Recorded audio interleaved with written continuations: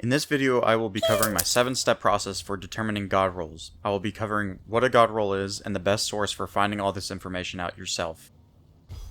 So first off, let's cover what a god roll is. Now you may have heard a lot of people talking about god rolls, oh this or that, this is the god roll, that's not the god roll, this is bad, this is good. Now the reality is, god roll is pretty subjective. The definition I would go with is the following. The best possible roll on a weapon or armor to best fit a particular playstyle given what is available. So basically what that means is every gun will have a god roll, and that god roll can be different to each player. In other words, god rolls are completely subjective and depending on how your playstyle is. A god roll for PvP for me is not the same as a god roll for you for PvE. So when people say god rolls, you gotta clarify, what do you mean? Like, do you mean for PvP? Do you mean for PvE? Do you mean for Gambit? Do you mean for Grandmasters? Do you mean for Master Nightfalls? Do you mean for dungeons? Do you mean for raids? Do you mean for trials? Do you mean for Iron Banner? Because all these things play completely differently, and you're going to use different weapons in different scenarios, you're going to use different perks in different scenarios, and different perks are going to be better in certain scenarios where maybe they wouldn't be so good in others. So that's why I'm going to repeat it again, and this is my definition. The best possible roll on a weapon or armor to best fit a particular playstyle given what is available. The second part of this video will be me talking about the source where I get all this information from, and many people in the community get this from. There's many websites that allow this information, but my personal favorite is light.gg. It's a database that houses a bunch of Destiny weapon rolls and information. It has a lot of quest information, just a bunch of stuff. It's basically a Destiny database. But you can go on here and search your weapon that you want to search for, and it'll give you all the possible perks that can roll. It'll show you the stats, including the hidden stats. It'll show you some quest steps. It'll show you Eververse things that, it's just got a bunch of stuff on here. So the link will be in the description, so check it out. If this is where most people go to get their information on weapon rolls. So to preface the guide, I'm going to mention that this is mostly going to be PvE focused, but for PvP and Gambit, these things can generally be translated in a very similar manner. There's some slight variation from PvE to PvP as far as weapon perks, but generally speaking, you can modify this to work for PvP as well. For this video guide, I'm going to be using Shadow Price as my example because I think it has a good selection of perks in the perk pool, and before we start, I want you to put in the comments what you think is the god roll. What do you think is just the god roll from looking at the perks presented on screen? While we're here, why don't you go ahead and smash that like button. Step 1. What type of weapon is it, or what is the purpose of this weapon, more bluntly? Is it a primary? So if it's primary, you're probably using it for adds or for doing champion mechanics. Is it a special? If it's a special, you're probably using it for high burst damage on majors or champions, and sometimes even bosses. Or is it a heavy, which is typically used for champions and bosses? Look at the specific archetypes. So like LMGs, you're not really going to use those for good boss damage. You're going to use those for ad control or majors and stuff like that, just because you have this high ammo capacity and fast fire rate, but low damage per shot and low total damage as a result. So just consider what type of weapon you're using and what its specific purpose is going to be. This is an example of where a rocket launcher with kill clip. Why would I do that combination? I'm not using a rocket launcher to kill adds because consider the ammo pool. You don't want to use a rocket launcher to use on very few enemies. You'd rather use a rocket launcher for boss damage or taking down a champion that's giving you trouble.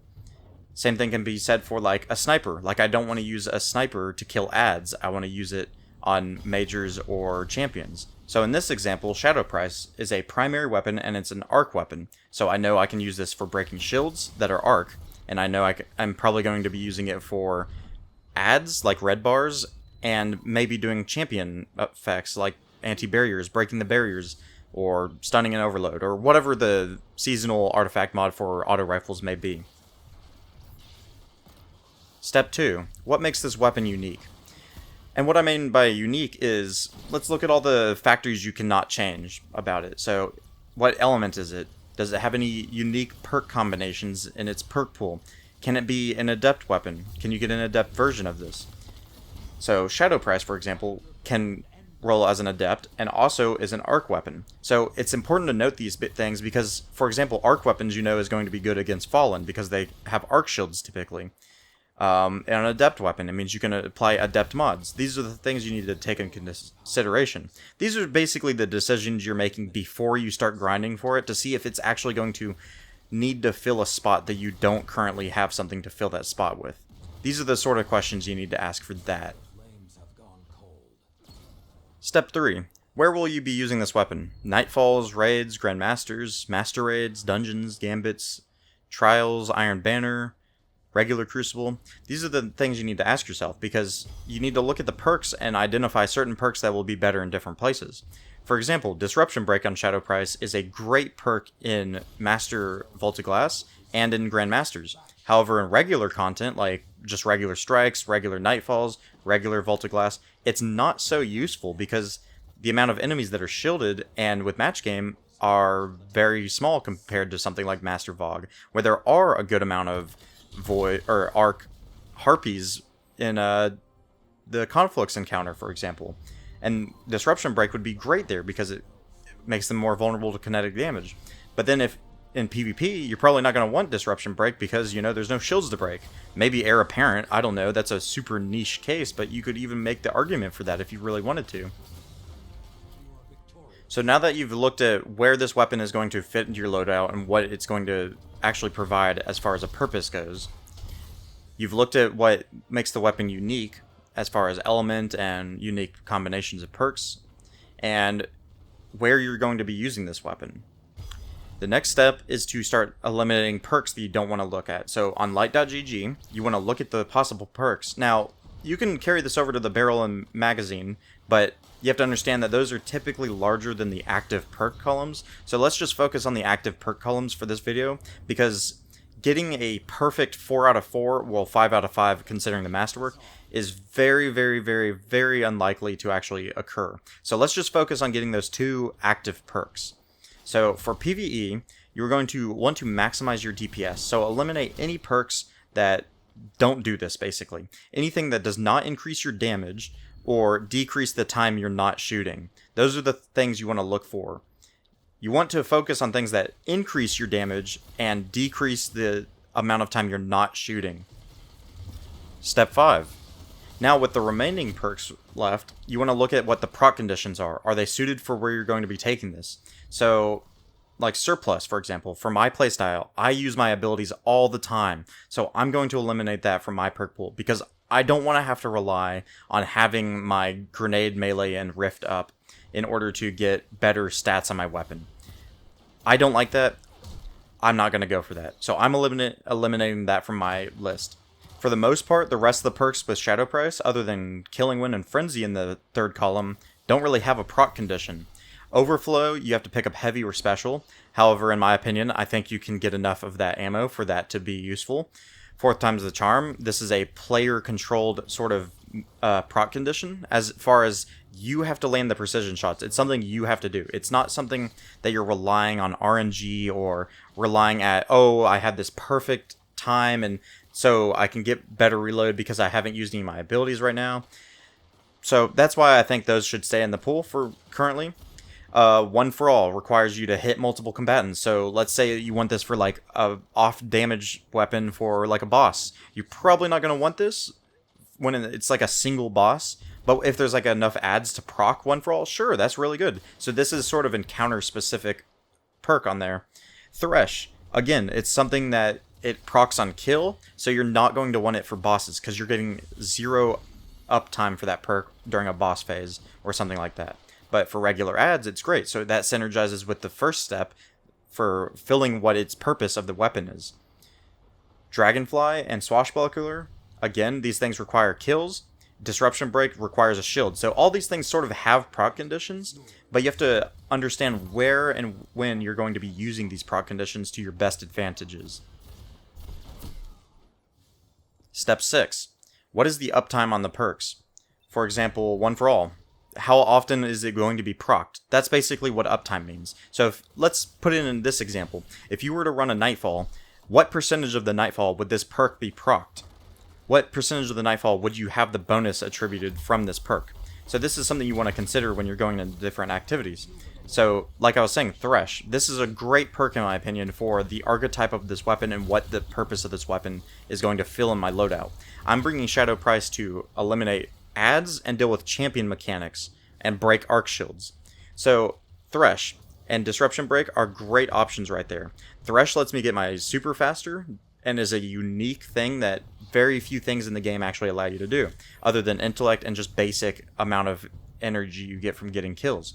Disruption Break is another great option there. When I break a shield, it makes the enemy vulnerable to kinetic damage, so you could combo this with a kinetic weapon like a sniper or Izanagi's or something. And that, I believe, that actually procs on barrier champions, so you could do a really good combo where you pop a barrier champion with this, Disruption Break procs, then swap to Izanagi's with a times 400 edge and get a 50% bonus damage on that sniper shot. One for all. And again, this is a great perk. Something in like GMs or Master Vogue. These are great because it's easy to proc this on enemies that don't die very quickly. All you have to do is hit 3 enemies and you're good to go. And this synergizes with taking out adds as a primary weapon, and it's just a generic fast uptime sort of perk. Overflow, 4th times the charm. These are also really great because special ammo and heavy ammo, they should drop relatively efficiently. 4th times the charm, again, something you control, so you can 100% keep that uptime while you're shooting. So these are the things to consider about uptime with the perks. Step 7. Look at the remaining perks that you have not eliminated and see if there's any sort of synergy. So for example, a good synergy for this, if you could do it, would be One for All and Disruption Break, because when you break a shield, that shield does a splash damage to enemies. Now, you can't roll that on this weapon, for example, but let's say Genesis Disruption Break. This is a good combo because it's both focusing on the shields. So you could be bringing this weapon to particularly break shields, and that was like what the weapon is designed for. And no, that doesn't have a damage perk, but you're synergizing these perks in a way that you're getting a better uptime on these perks. So this is what I wanted to point out about God rolls. They're basically subjective. You know, they could perform better in different scenarios, and there's not one role to rule them all per se. It's more of just like, how do you play? Do you want to be the guy breaking shields? Do you want to be the guy that's debuffing the enemies so that your teammates with an Izanagi's can deal increased damage? You know, do you want to have the best ammo economy, like with 4th times the charm? 4th times the charm is another example of like, now that we have infinite primary ammo, it kind of got stealth nerfed by that, but it also retains the functionality of lowering the amount of time you're not shooting, which increases your DPS that way. After following these 7 steps, you should be confident in making the choice that you want for your weapon. And as I said, this is mostly about like eliminating perks from the selection. There could be multiple rolls that you want on the same weapon. There's a few guns that I do that with. And recently with Seasons, where you can get 2 perks in multiple columns, this is actually a really good combo.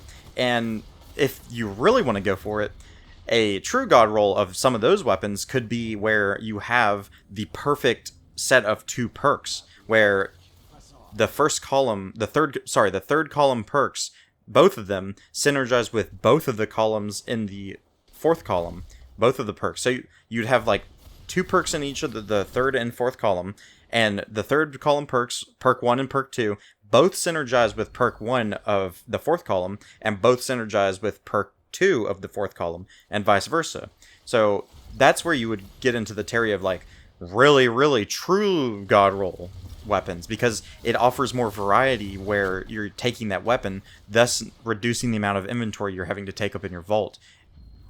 And that's basically what it all comes down to, is like, this is the role I want to keep because it's what I see in my mind as the best role of it. Therefore, there's no reason for me to go get more of these so I can, stop farming for this particular weapon. Thanks for watching. I hope you enjoyed this or learned something about god rolls today. If you liked it, a thumbs up is appreciated. If you want to see more content like this, consider hitting the subscribe button. And as always, I hope you have a good day. And as an added note, I hope everyone would go check out my other channel, Spin It Games. I have some animations that'll be going up every Friday at 1 p.m. for the next 5 weeks. The first episode is already out. This is a part of the Cindershire universe, which is a part of my board game universe that I'm trying to create. If you are familiar with my channel, you may have remembered a while ago, I had a Kickstarter going for a board game I created, and this is sort of a part of building that brand. So if you want to go check that out, that would mean a lot to me, and I would really appreciate it.